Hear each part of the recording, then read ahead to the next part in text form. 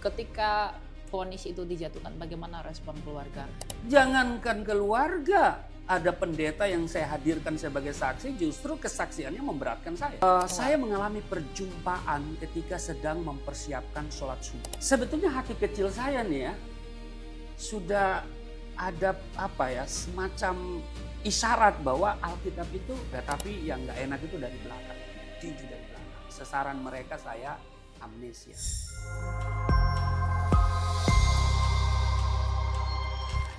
Shalom saudara-saudari terkasih dalam Tuhan kita Yesus Kristus, kembali lagi bersama saya Elia Mairan di program 3 Hari Channel.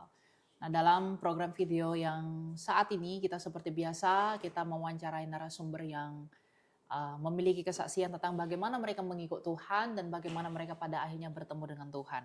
Jikalau sebelum-sebelumnya kita telah belajar dari beberapa narasumber yang luar biasa yang tentu memberkati kita bagaimana Tuhan bekerja dalam hidup mereka, pada saat ini kita kembali dengan narasumber yang sama tetapi belum pernah hadir di podcast kita sebelumnya. Saat ini kita bersama dengan Bapak Rusli Monoarfa. Selamat siang Pak Rusli. Ya, shalom, selamat siang semuanya. Ya, terima Selamat kasih siang. udah datang di podcast kita. Ya. Nah, Pak Pendeta ya, karena Pak Rusli ini adalah seorang pendeta teman-teman, tetapi memiliki kisah karena beliau merupakan seorang murtadin. Mungkin murtadin dalam hal ini dimaksudkan seorang yang bukan Kristen, Muslim ya, Ya. Pak Rusli. Nah, kemudian memutuskan menjadi seorang Kristen melayani sampai hari ini. Nah, Pak Rusli boleh dibagikan kepada kita bagaimana awalnya Pak Rusli memutuskan untuk mengikuti Yesus dan percaya kepada Tuhan. Ya baik, tadi nama saya itu masih kurang. Oh ya. Ya, di akte lahir itu nama saya Muhammad Rusli Monoarfa. Oke. Jadi ada nama yang spesifik. Dan saya ini anak ke-15 dari ayah saya. 15. Dari ayah saya, Oke. tapi saya anak ketiga dari ibu saya. Artinya saya adalah produk keluarga poligami. Dan sebagai anak ke-15, ayah saya itu punya obsesi yang besar dalam hidupnya tentang saya, bahwa nanti saya akan membawa syiar Islam. Karena itu saya bertumbuh menjadi seorang yang memiliki semangat Islami, karena saya dibesarkan dengan prinsip-prinsip Islami. Dan apa yang menjadi kerinduan ayah saya itu juga menjadi cita-cita terbesar. Dan karena itu untuk menjadi Kristen, na'udzubillah min zalik ya, tidak terduga, tidak pernah terlintas di hati, tidak pernah ada di pikiran, jauh. Jangankan jadi Kristen, bergaul dengan orang Kristen itu saya nggak suka. Karena saya pikir orang Kristen itu adalah orang yang tidak pernah komitmen dengan Tuhan. Itu yang dalam pikiran saya dulu ya. Bahwa kalau dibandingkan kehidupan keagamaan orang Kristen dengan kehidupan religius saya merasa saya lebih hebat. Saya sholatnya 5 waktu, ya, dan saya sangat konsen dalam soal itu. Hidup sebagai seorang Islam yang sangat pegang prinsip Islami bahwa agama yang diridhoi oleh Allah hanyalah Islam. Di luar agama Islam itu nggak diridhoi. Jangankan melirik ya, mencari agama selain Islam itu kami sudah diancam dalam Quran. Bahwa barang siapa yang mencari agama selain Islam tidak diterima daripadanya. Dan di akhirat dia termasuk orang yang rugi. Bahkan ada satu prinsip yang selalu ditanamkan. Janganlah engkau mati kecuali beragama Islam. Jadi kalau melihat didikan ayah saya, karena dia ambil alih tanggung jawab langsung ya pendidikan agama itu dia kontrol, maka mustahil saya jadi Kristen. Ya, saya katakan tadi bahwa jangankan jadi Kristen, bergaul dengan orang Kristen saya nggak suka. Karena apa? Saya pikir orang Kristen itu orang yang tidak pernah komitmen dengan Tuhan, dan bahwa saya melihat orang Kristen itu hanya bagus di lagu. Ya, lagunya bagus, ya, suka-sukamu Tuhan, suka-sukamu Tuhan, tapi hidupnya suka-suka dia loh. Ya. Iya. Coba kita bandingkan ya dengan tetangga kita, hidup mereka itu bukan suka-suka dia, suka-suka Tuhan. Karena dia harus sholatnya 5 waktu. Apalagi waktu sholat subuh ya, jam berapapun saya tidur malam, ketika menara masjid sudah memanggil, ya, maka saya harus bangun.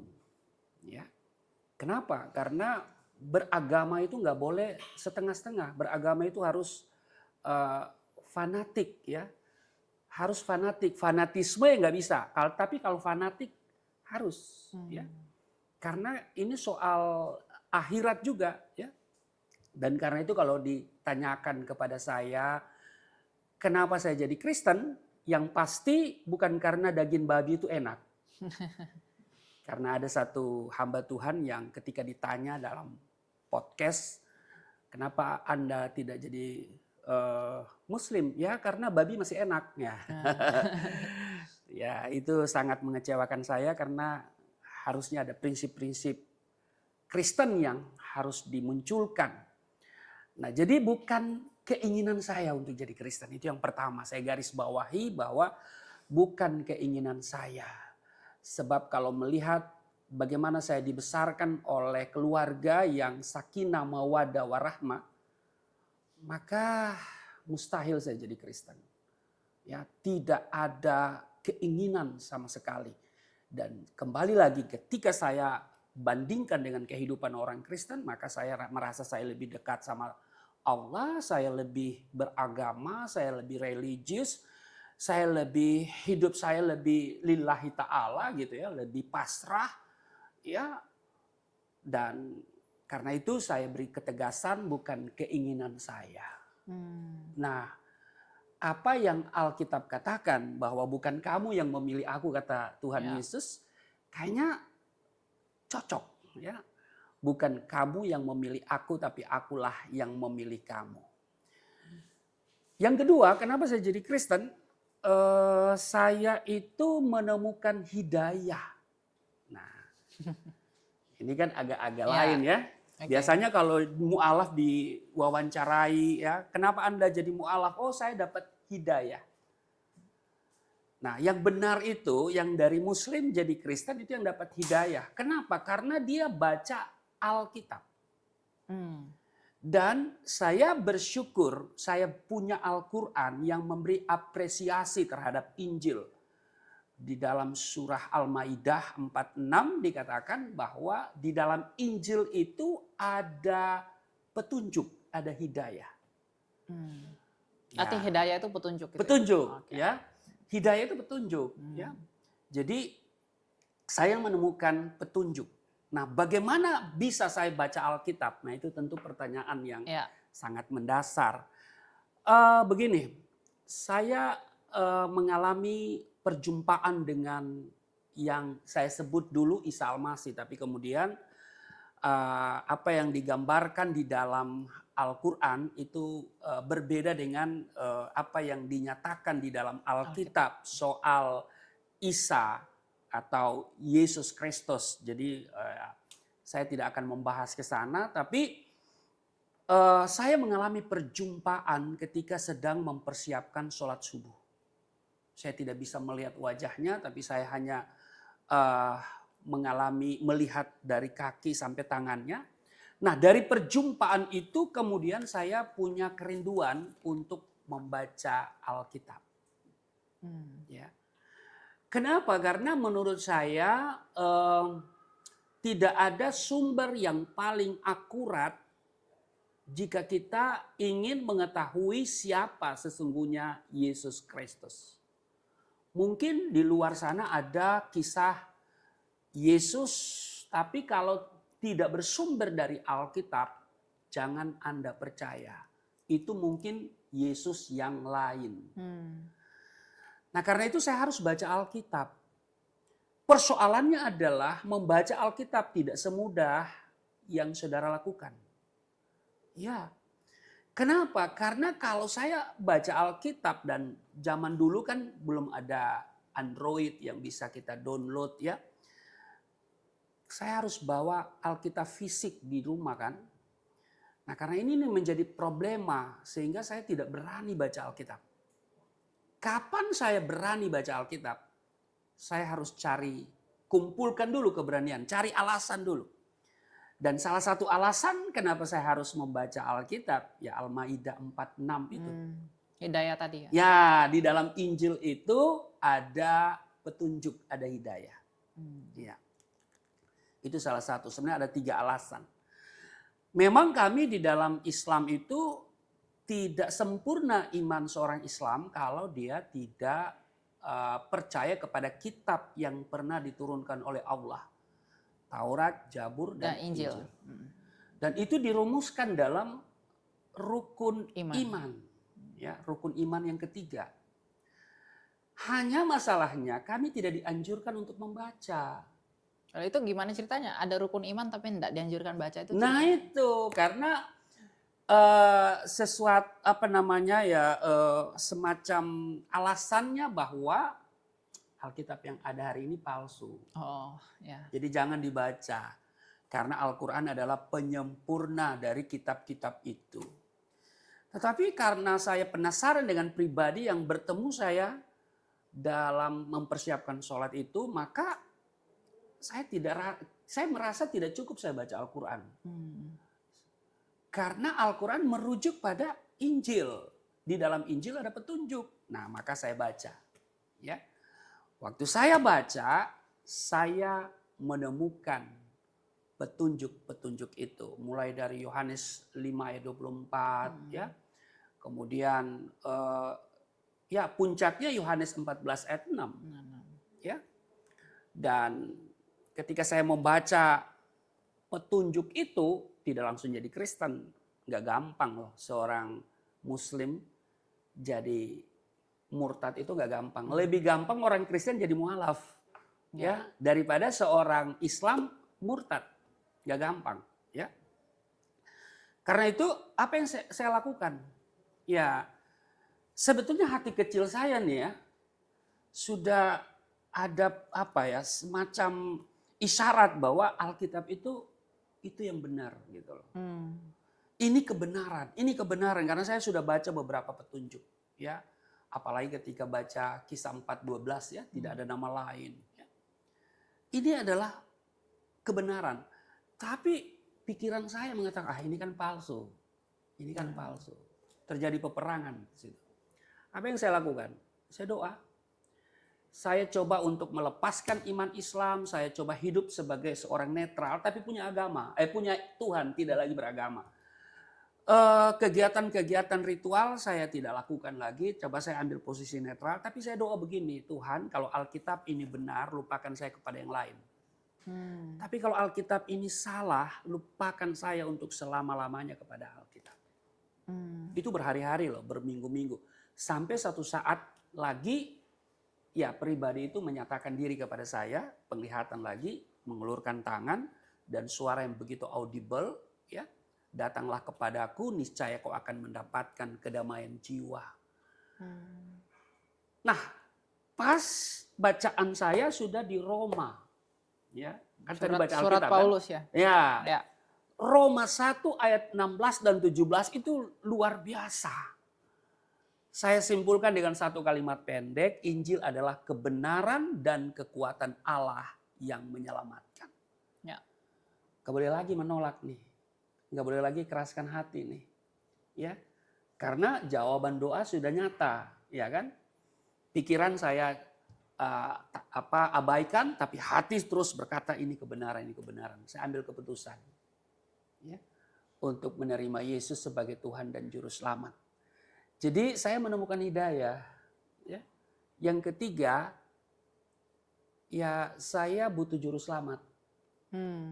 Ya kan? Tapi kan di iman sebelumnya belum ada bayangan mengenai Juru Selamat. Apa yang membuat Bapak saat itu punya pikiran, aku harus butuh Juru Selamat? Ya memang tidak ada konsep itu, tapi doanya ada. Tunjukilah kami jalan yang lurus. Ya. Bahwa setiap kami itu merindukan jalan yang lurus. Nah Yesus berkata, akulah jalan, kebenaran, dan hidup. Tidak seorang pun yang datang kepada Bapa kalau tidak melalui aku. Ya. Kemudian, ya itu yang saya katakan bahwa saya butuh Juru Selamat. Saya tidak butuh nabi, saya tidak butuh rasul. Karena nabi dan rasul hari ini punya gelar yang sama, almarhum. Ya. Ya kan? Tapi Yesus hidup. Maka itu saya punya album religi. Banyak nabi-nabi, banyak rasul-rasul, tapi cuma satu juru selamat. Nah itu dia ya. Jadi saya butuh juru selamat. Saya tidak bisa menyelamatkan diri saya dengan kekuatan saya, dengan perbuatan baik saya. Sebab tidak ada standar berapa banyak kebaikan yang harus saya kumpulkan. Di zaman COVID, orang masuk ruangan, ada batas tes suhu kan. Suhu yang bisa masuk, suhu tubuh yang bisa masuk, dan yang tidak bisa masuk. Jadi ada standar. Nah apalagi masuk surga loh. Berapa banyak? Ya. 1.000 kah? 1.000.000? 1.000.000.000? Nah karena itu saya tidak memiliki keyakinan, harapan ada, ya kan? Harapan ada bahwa untuk masuk surga, ya mudah-mudahan. Tapi kepastian itu nggak ada. Ini yang menjadi kegelisahan yang terus menerus. Nah karena itu saya katakan saya butuh juru selamat. Yang keempat, kenapa saya jadi Kristen? Saya terpikat dengan ajaran kepastian keselamatan di dalam Alkitab. Ya kan? Bahwa di Kisah 4:12 tidak ada nama lain yang oleh nama itu, nama Yesus Kristus, kita semua diselamatkan. Jadi bulat hati saya untuk menerima Yesus sebagai Tuhan dan Juru Selamat. Kemudian proses jadi Kristen tahu sendiri kan di gereja tertentu. Dan dari sana itu ada semacam semangat yang menggebu-gebu untuk memberitakan. Kemanapun saya pergi dan berada, hanya satu kalimat, Yesus Tuhan dan Juru Selamat. Di luar Yesus tidak ada jaminan keselamatan. Harapan selamat ada, konsep keselamatan ada, ya kan? Doktrin keselamatan mungkin ada, Ya. tapi jaminan kepastian keselamatan nggak ada, hanya di Yesus, di dalam Tuhan Yesus. Saya beritakan kemanapun saya pergi berada. Tahun 1992 saya dijerat dengan pasal penistaan agama. Apa yang Bapak lakukan saat itu sampai dijerat dengan pasal itu? Kesaksian. Kesaksian itu secara lisan tapi juga tulisan. Ya. Apa isinya ya? Membandingkan hidup yang lama dengan kehidupan yang baru. Seperti apa yang ada di Alkitab, bagaimana Rasul Paulus membandingkan hidupnya yang lama dibandingkan dengan kehidupan yang baru. Tapi kemudian saya ditangkap, lalu diproses secara hukum itu di Poso, Sulawesi Tengah. Ya, dan diajukan ke pengadilan. Ya, tentu saya masuk sel Polres, kemudian masuk ke rumah tahanan negara Poso. Nah di situ dianiaya, bukan dipukul lagi, dianiaya. Ya. Berapa lama di sana, Pak? Jadi waktu tuntutan tim jaksa penuntut umum itu 4 tahun pidana penjara.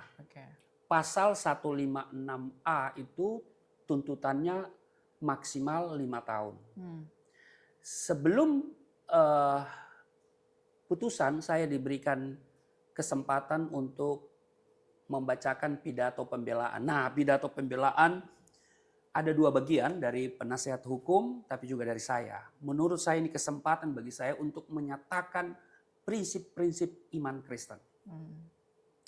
Saya tidak lagi memikirkan apakah saya divonis ringan atau berat, tapi ini kesempatan bagi saya untuk menyatakan iman saya dalam sebuah pidato pembelaan. Temanya Yesus Tuhan dan Juru Selamat. Di luar Yesus tidak ada jaminan kepastian keselamatan. Di akhir pidato saya nyatakan sikap saya, putus tali tempat bergantung, hancur bumi tempat berpijak, keputusanku satu, mengikut Yesus untuk selama-lamanya. Apa yang terjadi? Putusan dari Majelis Hakim Pengadilan Negeri Poso tahun 1993 itu 4 tahun dan 6 bulan. Jadi 6 bulan lebih berat dari Tuntutan. tuntutan jaksa penuntut umum. Saya jalani, saya nyatakan banding. Banding saya bukan mencari keringanan, tapi ini jalur untuk bersaksi. Memori banding, memori banding tentu dinyatakan lagi bahwa Yesus Tuhan dan Juru Selamat, di luar Yesus tidak ada jaminan keselamatan. Hanya putusannya adalah menolak permohonan kasasi. Saya jalani dengan Pengkhotbah 3 ayat 16 yang menguatkan saya. Ada lagi yang kulihat di bawah matahari, di tempat pengadilan di situ pun terdapat ketidakadilan. Di tempat keadilan di situ pun terdapat ketidakadilan. Ya. Ini kalau ditanya kenapa saya jadi Kristen, jadi bukan karena babi itu enak ya. Oke. Nah, sebelum kita berbicara bagaimana pengalaman selama di penjara yang tadi dikatakan dianiaya itu, ketika vonis itu dijatuhkan, bagaimana respon keluarga untuk apa yang Bapak alami? Ya, mereka justru mengatakan bahwa putusan 4 tahun dan 6 bulan itu terlalu ringan. Baik keluarga juga masyarakat Muslim pada umumnya menghendaki putusan itu berat, ya mungkin seumur hidup atau hukuman mati, ya. Justru keluarga nggak menolong untuk meringankan, tapi malah memutuskan untuk bagaimana supaya lebih berat gitu. Jangankan keluarga, ada pendeta yang saya hadirkan sebagai saksi, justru kesaksiannya memberatkan saya. Walah. Oke. Jadi jangan berharap untuk keluarga mengupayakan supaya hukuman ringan. Ya. Dan ketika saya menjalani di rumah tahanan negara Poso itu, kan masyarakat kurang puas. Ya. Sehingga ada ekstra jaga dari rumah tahanan negara Poso. Sehingga saya jalani 1 tahun lebih di situ, akhirnya diupayakan saya pindah.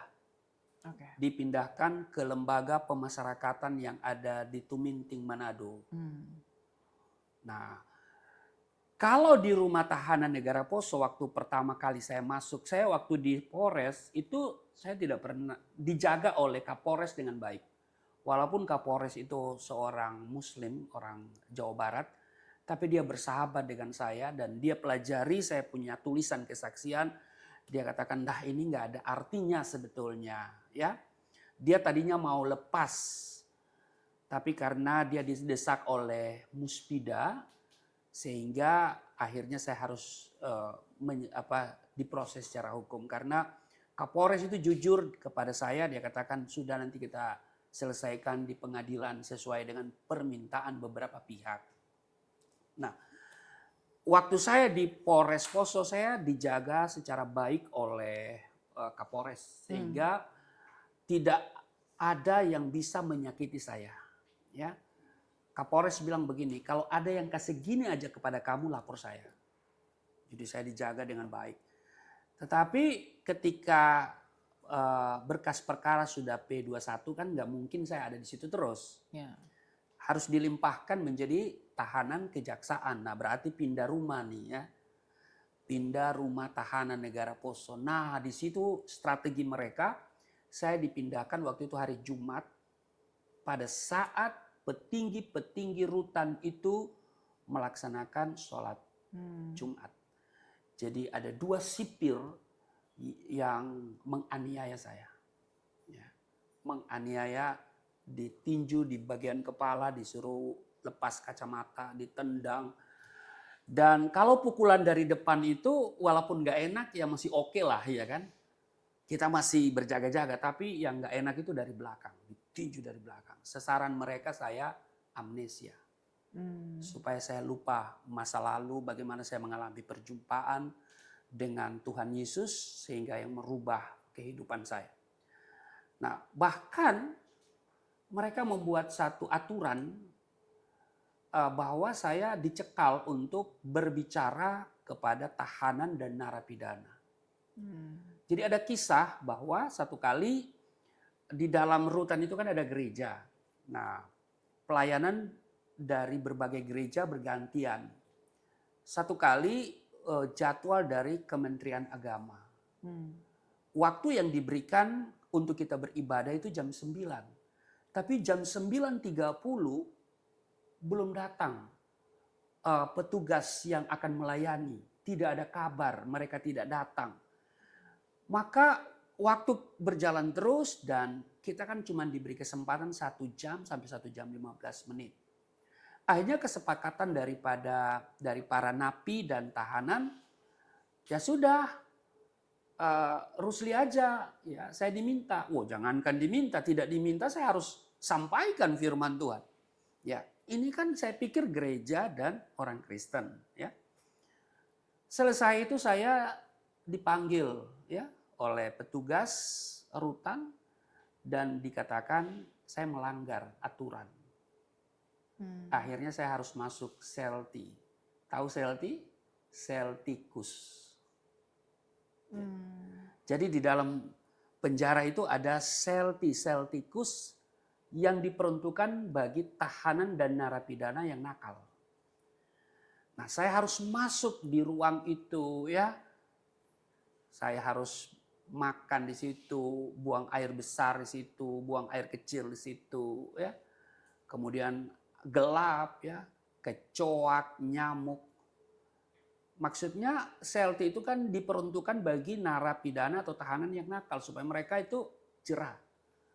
Nah, apa yang saya buat? Saya hanya memberitakan Injil, menolong, ya. Karena petugas dari Kementerian Agama tidak datang. Menyampaikan firman Tuhan itu kan salah satu pembinaan, ya kan? Bagi tahanan dan narapidana, tapi dianggap pelanggaran. Jadi bayangkan itu, ya. Memberitakan Injil dianggap pelanggaran. Dan saya harus masuk 5 hari di sana. 5 hari di sana. Iya.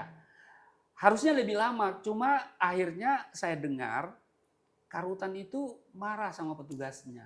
Mereka mengambil keputusan tidak koordinasi dengan pimpinan. Sebab kan itu dimonitor oleh orang-orang Kristen. Memang waktu saat itu orang Kristen belum bergerak, ya. Warga gereja ya menahan diri, ya, supaya saya dapat menjalani dengan tenang begitu.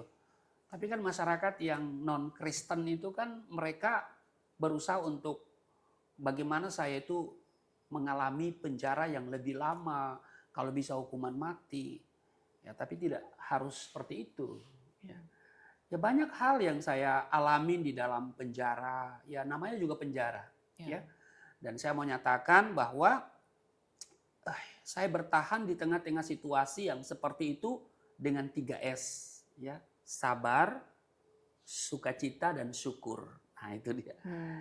Jadi 3S, 3 kunci sukses hidup di penjara itu 3S.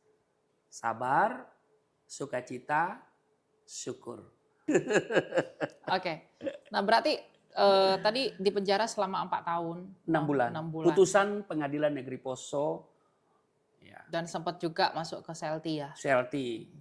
Tapi sebelum Bapak bebas, dan sekarang sudah bebas tentunya. Ya. Apa pelajaran yang bisa diambil dari hal itu? Apa yang Tuhan sedang, menurut Bapak, kan segala sesuatu dalam perkenanan Tuhan, sesuatu dalam izin Tuhan. Nah, apa yang Pak Rusli dapat dari peristiwa itu yang Tuhan sedang mau ajarkan atau katakan kepada Pak Rusli secara pribadi? Ya, jadi begini, waktu di sel Polres, saya tidak bisa menerima kenyataan itu. Ya, kenapa saya tidak bisa menerima kenyataan itu? Karena saya ini statusnya mahasiswa teologi. Oke. Ya, mahasiswa teologi yang sedang akan menyelesaikan S1 saya itu.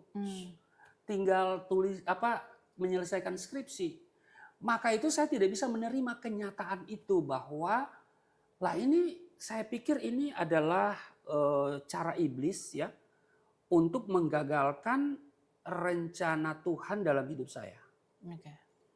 Dan karena itu ya saya bilang begini dalam doa, ya, saya protes sama Tuhan, tapi juga saya berdoa.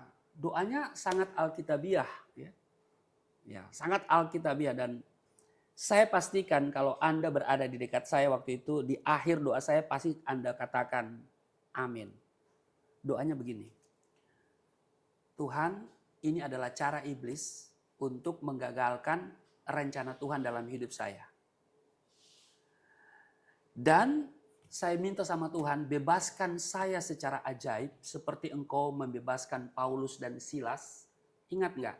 Paulus dan Silas di penjara, bagaimana mereka bernyanyi, lalu kemudian terjadi gempa, dan pintu-pintu itu terbuka kan. Nah, saya bilang, seperti Engkau membebaskan Paulus dan Silas di penjara. Bebaskan saya secara ajaib. Supaya orang-orang di sekitar saya tahu bahwa Yesus yang aku sembah adalah Yesus yang hidup dan berkuasa. Oh, kalau Anda berada dekat saya pasti berkata amin. Ya. Tapi ternyata doa saya itu bermasalah. Berhari-hari, berminggu-minggu saya ada di dalam sel Polres itu. Saya tidak mau, belum ikhlas menerima kenyataan itu. Sampai suara begitu jelas, rancanganmu bukanlah rancanganku. Ya. Saya cari Alkitab, saya buka, saya konfirmasi di mana ayat itu. Ketemu, Yesaya 55. Dari sana merubah ya pikiran saya. Akhirnya, wah ternyata pasti ini adalah rencana Tuhan dalam hidup saya. Bahwa rencana Tuhan tidak akan pernah bisa digagalkan oleh siapapun termasuk iblis. Kalau saya ada di posisi seperti ini, saya percaya Tuhan turut bekerja. Akhirnya apa? Doa saya bilang, saya katakan kepada Tuhan, Tuhan berikan saya kemampuan untuk menerima segala hal yang tidak saya kehendaki dalam hidup ini. Ya, kerelaan. Iya. Akhirnya kan dituntut 4 tahun, putusnya 4 tahun 6 bulan. Dipukul babak belur lagi. Ya. Tapi waktu saya ditinju, saya ditendang, ya, saya hanya berkata Yesus atau haleluya. Saya tidak pernah mengeluh. Ya. Saya hanya mau bersyukur. Ya, saya siap mati kok. Ya. Saya siap mati untuk Tuhan. Tapi ternyata Tuhan tidak menghendaki kita hanya siap mati, tapi harus siap hidup. Nah, itu kan lebih berat siap hidup untuk Tuhan loh daripada siap mati. Nah, jadi saya tahu bahwa ternyata ini rencana Tuhan. Sehingga akhirnya saya bersyukur loh. Saya bersyukur saya di penjara. Paling tidak membuktikan kepada diri saya bahwa saya setia. Ya. Membuktikan kepada diri saya loh. Ada banyak orang bicara tentang kesetiaan. Ada banyak orang di mimbar, kayak singa. Ya kan? Bicara tentang ketaatan, kesetiaan. Baru digertak. Udah chaos. Udah bahasanya udah mulai nggak terarah. Udah mulai menggunakan teologi pluralisme itu. Ya kan? Tapi saya loh, saya siap menghadapi semuanya. Dan kalau ditanya apa pembelajaran? Nah, saya berulang-ulang mengingatkan teman-teman yang murtadin, ya, bahwa kalau kita melayani, kita bersaksi, jangan menabrak rambu-rambu hukum positif yang ada di Indonesia. Selama kita ada di Indonesia ya. Karena pasal 156A itu ya, KUHP itu diperlakukan secara tajam kepada kelompok minoritas, tapi tumpul kepada kelompok mayoritas. Jadi mari kita memberitakan Injil, ya, karena Injil tidak memerlukan validasi dari kitab-kitab yang ada. Beritakan Injil aja. Dan soal penodaan agama itu bagi saya hari ini hanya saya berpikir soal penodaan itu adalah soal kemampuan kita untuk mengelola lisan kita, bahasa kita, ya kan? Jadi kita harus pandai untuk mengelola ya perkataan kita. Karena Alkitab juga mengajarkan demikian. Dan yang paling utama adalah tentu kasih. Ya. Ketika kita memberitakan Injil, lalu orang yang mendengar hatinya terluka, untuk apa? Ya, untuk apa? Mungkin Anda bisa populer gitu loh. Tapi yang mendengar terluka. Kalau hati mereka udah terluka, aduh, yang ada kebencian. Dan orang-orang di luar Yesus itu adalah pendendam semua. Ya, pendendam. Belum tahu bagaimana Iya, mengasihi. mengasihi. Ya. Kalau kita diajarkan, kasihilah musuhmu. Doakanlah. Ini ajaran Tuhan Yesus yang sangat berbeda dengan tokoh-tokoh agama, pendiri-pendiri agama, ya, bahkan nabi-nabi, rasul-rasul. Maka itu Yesus bukan hanya sekedar nabi, bukan sekedar rasul, tapi dia Tuhan dan juru selamat. Jadi saya selalu katakan teman-teman yang murtadin, beritakan Injil, tidak usah kita menabrak rambu-rambu hukum, ya. Karena di negara ini kita bisa kena, ya apalagi sekarang ada undang-undang IT ya, Ya.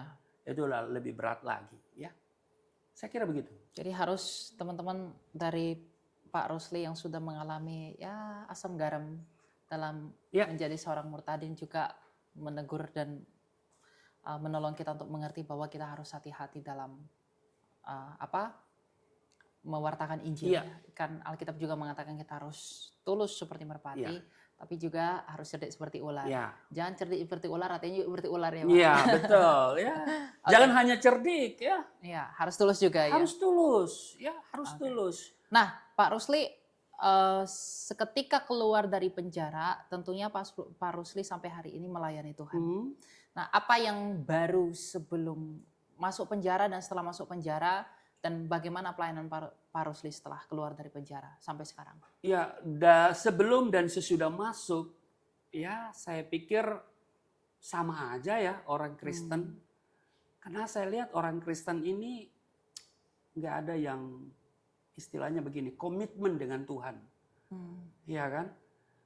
Banyak orang Kristen nggak komitmen. Banyak orang Kristen ya saya katakan tadi hanya bagus di lagu. Ya, orang Kristen itu banyak yang pelit. Ya, kalau soal duniawi, wah mereka itu bisa jor-joran mengeluarkan duit. Tapi soal akhirat, kayaknya pelit ya. Nah karena itu saya berjuang. Saya sudah berkomitmen untuk bergantung sepenuhnya kepada Tuhan. Ikut Tuhan itu gak gampang loh, menyangkal diri pikul salib. Ya. Saya alami, sampai saya gak bisa beli susu loh untuk anak. Ya. Saya bagaimana tinggal numpang di garasi orang. Ya, sampai hari ini juga saya hidup sederhana kok. Kalau Pak Elia bisa datang ke rumah saya, lihat. Kalau ada rekan saya mungkin sudah bicarakan. Ya, saya hidup sederhana. Kenapa? Karena ya saya bergantung sepenuhnya kepada Tuhan. Ya, anak saya loh, yang nomor 2, harusnya dia ikut tadi. Ya. Dia itu kalau waktu masih kecil minta susu, kita nggak bisa beli susu. Apa yang saya kasih? Teh. Tapi saya bilang ini susu merah. Kan ada susu putih, ada susu coklat. Nah ini susu merah. Satu saat dia bilang,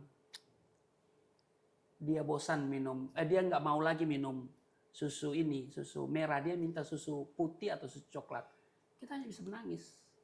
Ya. Tapi saya tetap komitmen untuk melayani Tuhan. Dan saya sekarang lebih fokus ke misi. Saya mengkampanyekan stop jadi mualaf. Boleh toh? Boleh. Boleh nggak ya? Boleh. Kena sanksi nggak itu ya? Oh tidak dong? Iya, stop jadi mualaf. Artinya mualaf silakan aja. Tapi yang nggak mualaf, yang masih Kristen, nah ini yang kita jaga gitu. Ya meskipun sebenarnya kembali kepada pilihan orang ya, tapi pengalaman pribadi dan pengetahuan Pak Rusli mengajak kita untuk stop untuk jadi mualaf. Iya. Gitu. Stop jadi mualaf. Maksudnya tidak ada nama lain yang oleh nama itu kita diselamatkan loh. Ya.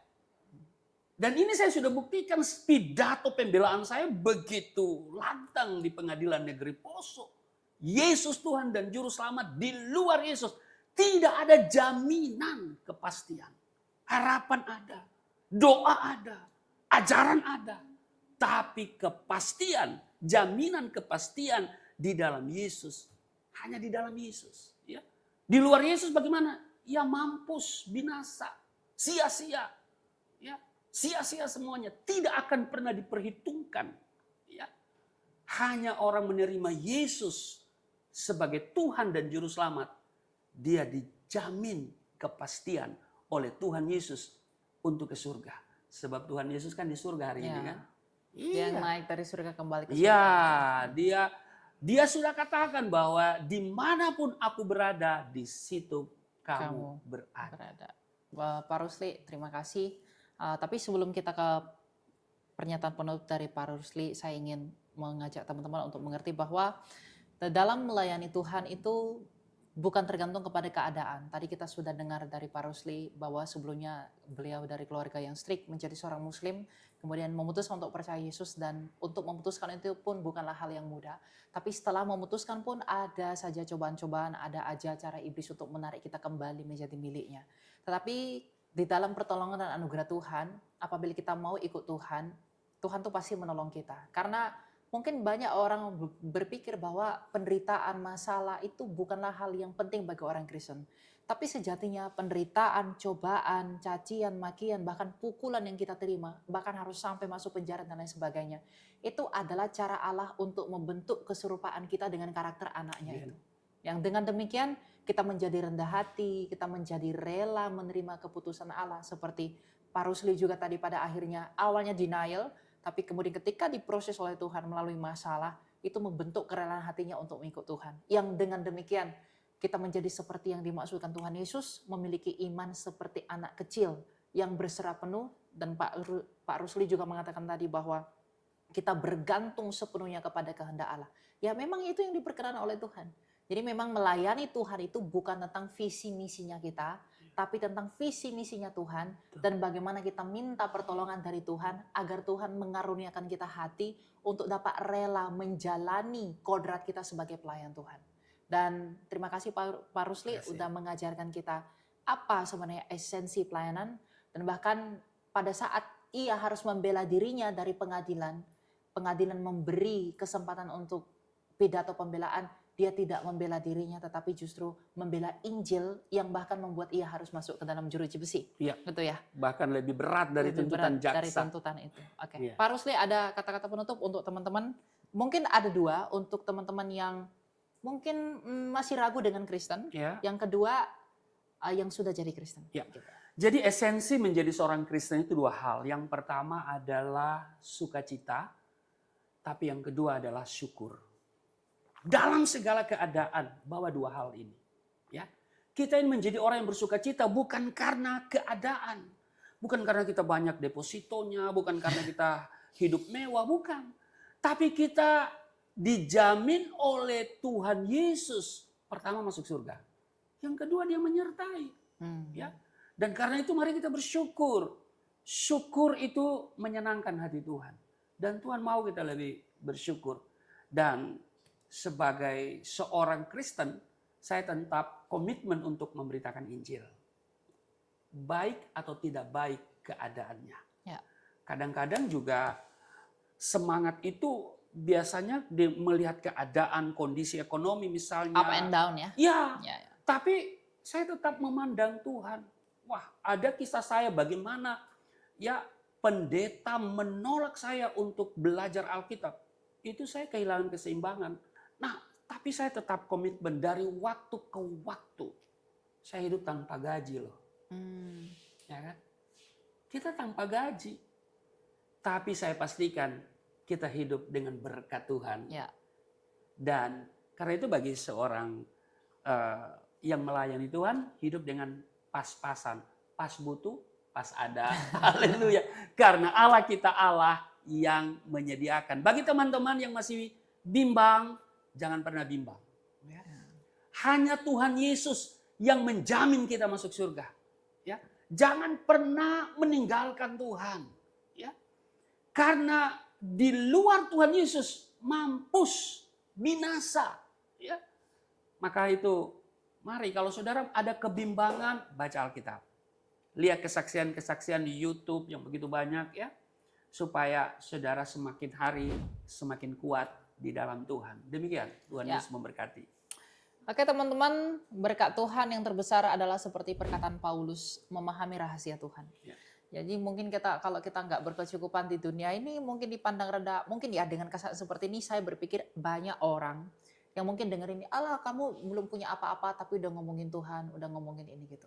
Mungkin banyak yang berkata seperti itu. Tetapi inilah rahasia Tuhan, bahwa Paulus saja yang mengalami semua aniaya itu, dia mengatakan apa? Bahwa kekayaan yang terbesar adalah Kristus itu. Berkat dia yang terbesar adalah mengenali Tuhan itu. Nah, mindset seperti inilah yang dari kesaksian para usri juga mengajarkan kita demikian, dan Alkitab juga mengajarkan seperti itu. Jadi keselamatan yang dalam Yesus itu bukan tentang bagaimana kita selamat di dunia ini, tetapi bagaimana kita kelak bertemu dengan dia apabila ia datang sebagai raja, ia datang sebagai api yang menghanguskan, kita tidak terbakar tetapi justru semakin dimuliakan dalam anugerah Tuhan.